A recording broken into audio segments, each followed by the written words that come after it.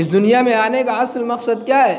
کھانا کمانا، بلڈنگیں بنانا، دولتیں کمانا، ہیرے جواہرات کی تلاش میں نکل جانا، یہ مقصد نہیں ہے، بلکہ ہیرے اور جواہرات کا تلاش کرنا، دولتوں کو اکٹھا کرنا اور دنیا کے اسباب کا جمع کرنا صرف اور صرف خدائے پاک تک پہنچنے کا یہ سب ذریعہ ہے۔ اور اس دنیا کی دولتیں تو یہی کی یہی رہ جائے گی جو ہم نے اللہ کی راہ میں خرچ کر دیا، جو ہم نے کسی غریب کو دے دیا، جو ہم نے کسی یتیم کو کھلا دیا، وہی ہمارا ہے، وہی اللہ تعالیٰ کے ہاں کم سے کم تو 10 ملے گا ہی، اور اگر اخلاص بڑھتا گیا تو اضعاف مضاعفہ جتنا اللہ تعالیٰ بڑھا کر دینا چاہے دے سکتے۔ اللہ تعالیٰ کے مال میں، خزانے میں، سمندر میں کوئی کمی نہیں آتی، وہ دن رات کیا ہے بندوں کو دیتا رہتا ہے۔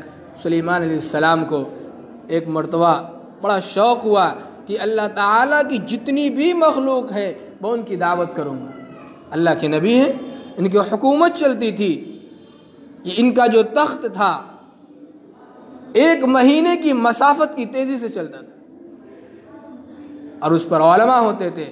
آج ہوائی جہاز اڑ رہا ہے، سلیمان علیہ السلام کا تخت ہواؤں میں اڑتا تھا، ہواؤں سے بات کیا کرتا تھا، تو کسی کو یقین نہیں آتا تھا کہ یہ نبی جھوٹا ہے، یہ جھوٹی باتیں ہیں۔ ایمان والے باتوں کو بنا بنا کر کے پیش کرتے ہیں، گڑھ کر کے پیش کرتے ہیں۔ آج ہوائی جہاز ہوا میں اڑ رہا ہے تو سب کو یقین۔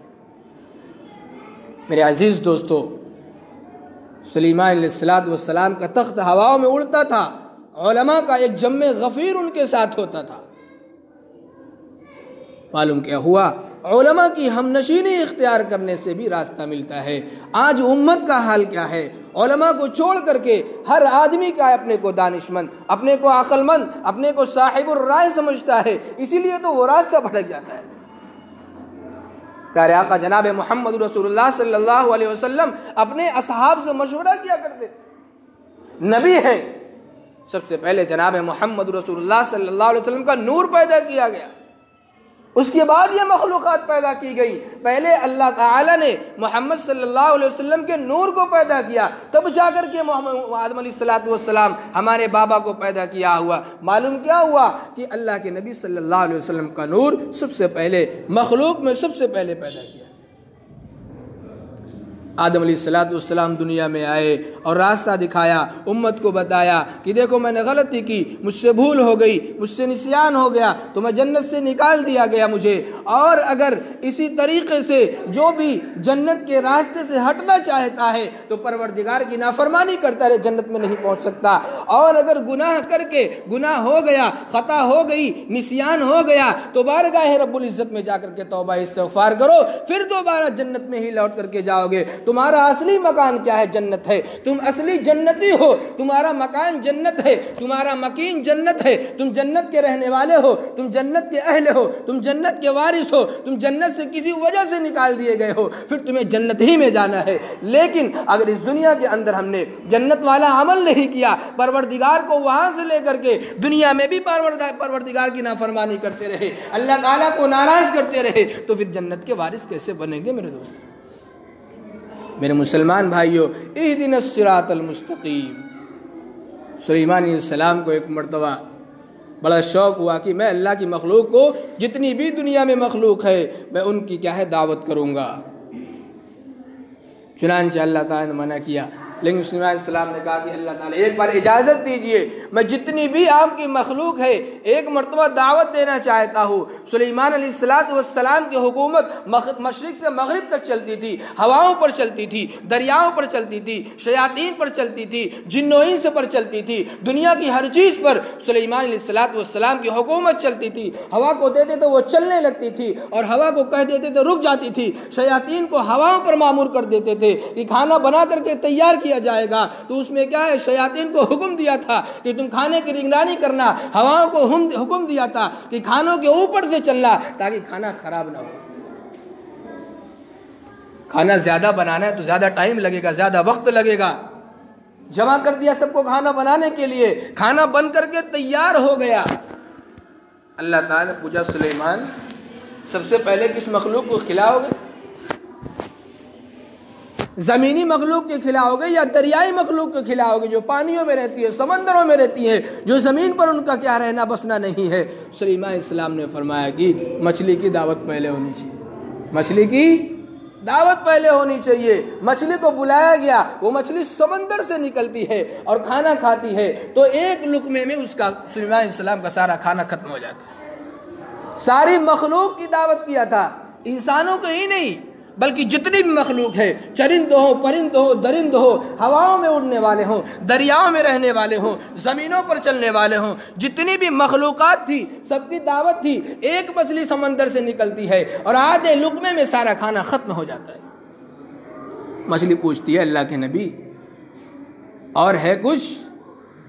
بس اللہ کی بارگاہ میں سجدہ ریز ہو گئے، توبہ کرنے لگے کہ اللہ تعالیٰ میں آپ جیسی کیا ہے، آپ کی مخلوق کو کیا میں نہیں کھلا سکتا، آپ ہی کھلا سکتے ہیں۔ کسی بھی مخلوق کے اندر وہ طاقت نہیں کہ آپ کی پیدا کردہ تمام مخلوق کی دعوت کر سکے، کھلا سکے، آپ ہی کھلاتے ہیں۔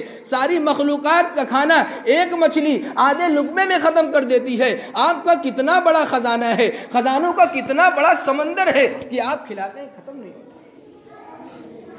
میرے بھائیوں، میں اسی پر یہ واقعہ بتا رہا تھا کہ اللہ تعالیٰ کا خزانہ اتنا ہے کہ ختم نہیں ہوتا۔ دریاؤں کے دریاؤں سونے جواہرات سے بھرے پڑے ہیں، زمین کھود کھود کر کے موتیاں کروڑوں کی قیمت کی نکالی جاتی ہیں، لیکن اللہ کا خزانہ کبھی ختم نہیں ہوتا۔ یہ خزانہ اللہ تعالیٰ نے کس کے لیے بنایا ہے؟ جو اللہ کی عبادت کرتا ہو، جو اللہ کی فرما برداری کرتا ہو۔ ان تمام چیزوں کے لیے جب ان کو کیا ہے، نیکی بھی ملتی ہے، ثواب بھی ملتا ہے، عیش و آرام بھی ملتا ہے، خزانے بھی ملتے ہیں، پھر پروردگار کی خوشی بھی نصیب ہو جاتی ہے۔ اس لیے میرے دوستو، اہدنا الصراط المستقیم کا جو فلسفہ سنتے چلے آ رہے ہیں، ہم نمازوں میں پڑھتے ہیں اہدنا الصراط المستقیم، اے پروردگار، اے پالنہار، اے ہماری پرورش کرنے والے، اے زمین و آسمان کے بنانے والے، اے سمندروں کے اندر اور دریاؤں کے اندر موجوں کو پھیرنے والے اور انقلاب برپا کرنے والی ذات ہمارے اندر کیا ہے؟ جو بھی برائیاں ہیں سب کو ختم کر کے اے مولا کریم سیدھے راستے کی ہمیں ہدایت دے دے۔ ہم نماز میں پڑھتے رہتے الحمدللہ رب العالمین الرحمن الرحیم مالک یوم الدین ایاک نعبد و ایاک نستعین، پروردگار ہم تو آپ ہی کی عبادت کرتے ہیں اور آپ ہی سے مدد مانگتے ہیں۔ ساری تعریف کرنے کے بعد اللہ تعالیٰ خود اپنے بندے کو سکھاتے ہیں، پہلے میری تعریف کرو، میں رحمان ہوں، رحیم ہوں، میری ہی عبادت کرو۔ ہاں میں آپ ہی کی عبادت کرتا ہوں، مجھ سے مدد مانگو۔ جی پروردگار میں آپ ہی سے مدد مانگتا ہوں، پھر اے میرے بندو مجھ ہی سے سیدھے راستے کی طلب کرو، میں تمہیں سیدھے راستے پر جلا دوں گا، تجھے سیدھے راستے پر لگا دوں گا، پھر تم مجھ تک پہنچ جاؤ گے۔ سوچو میرے دوستو، آج ایک لڑکی اور ایک لڑکا جب عشق کرتا ہے، جب ان دونوں میں ملاقات ہوتی ہوگی تو ان کی خوشی کا کیا عالم ہوتا وہ تو وہی جانتے ہوں گے۔ میرے عزیز دوستو، یہ مخلوق کیا ہے، یہ بندے کیا ہیں؟ اللہ تعالیٰ کے عاشق ہیں، اور ہماری اللہ تعالیٰ کی ذات کیا ہے؟ ہماری محبوب ہے۔ جب ہم اتنی مشکلات کو اٹھا کر کے، دنیا میں پریشانیاں اٹھا کر کے، مشقتوں کو برداشت کر کے جب اپنے محبوب سے ملیں گے تو کیا خوشی نصیب ہوگی۔ حدیث پاک میں آتا ہے کہ ایمان والا جب اپنے پروردگار کو دیکھے گا، پروردگار کی زیارت کرے گا تو سالہ سال گزر جائیں گے، ان کی زیارت میں جو لطف اور جو محبت اور جو اس کا عشق ٹپکے گا، ایمان والا ہی اس کو کیا ہے محسوس کر سکتا ہے۔ میرے بھائیوں، آج ہمیں پتہ نہیں دن میں کبھی خیال آتا ہے کہ نہیں آتا، ہفتے میں، مہینے میں، سال میں کبھی خیال آتا ہے کہ نہیں آتا کہ ہمیں کسی محبوب نے اس دنیا کے اندر بھیجا ہے، وہاں تک پہنچنے کے لیے، محبوب کی زیارت کرنے کے لیے، محبوب کو راضی کرنے کے لیے، محبوب کو پانے کے لیے خیال نہیں آتا۔ اسی کھانے پینے میں، اسی فحش گوئی میں اور اسی دنیا کے اندر چلنے پھرنے میں، اسی دولت کو کمانے میں کوئی عقل مند آدمی ایسا نہیں ہو سکتا جو اس فانی دنیا کے اندر، اسی فانی دنیا کو حقیقی سمجھ لے تو وہ آدمی عقل مند نہیں ہے، دانش مند نہیں ہے، وہ آدمی بے وقوف ہے، بے عقل ہے،